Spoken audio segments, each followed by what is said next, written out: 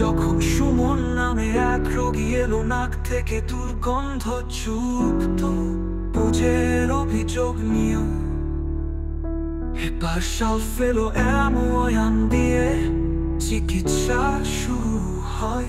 কারণ রোগী জানায় নাকের ভেতর ফোড়া, টনসিলের মতো ফুলে যাওয়া, সামান্য ঠান্ডায় ব্যথা বেড়ে যায়। এবার সালফ এলো অ্যামোয়ান প্রয়োজন এমন রোগীর মায়াজমু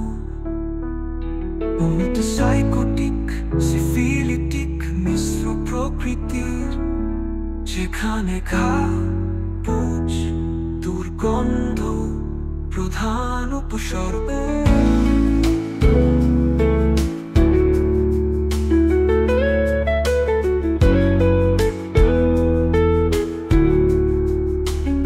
সুমনের সমস্যা হয় ঠান্ডা ঋতুতে, হাঁচি ও নাক বন্ধে ভোগে।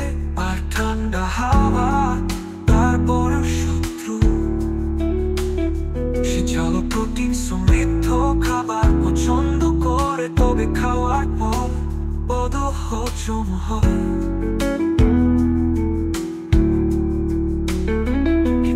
বেশি জল বারবার যায়, ঘামে পেঁয়াজের মতো তীব্র গন্ধ থাকে। মানসিক ভাবে সে অতিরিক্ত সংবেদনশীল,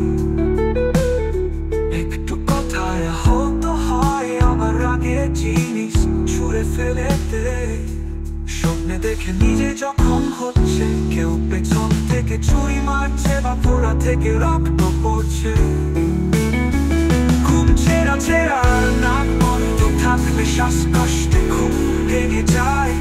স্মৃতি মাঝারি নতুন জিনিস মনে রাখতে কষ্ট হয়, পুরনো রাগ পুষে রাখে সে ভয় পায়। সুই ডাক্তার ও রক্ত দেখে রোগ প্রবণতা ফোড়া পুজ টনসিল ঘা এইসব ঘন ঘন দেখা যায়।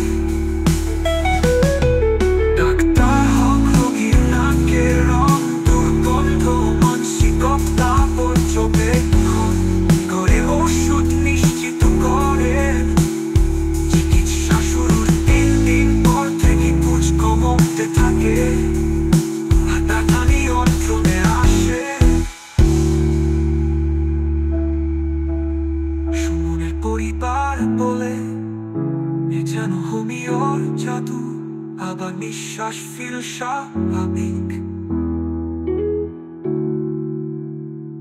মগরাহাটের ডাক্তার আনোয়ারুল হকের স্পর্শ, এবার সালফের শক্তিতে সুমন ফিরে পেল স্বস্তি নিঃশ্বাস।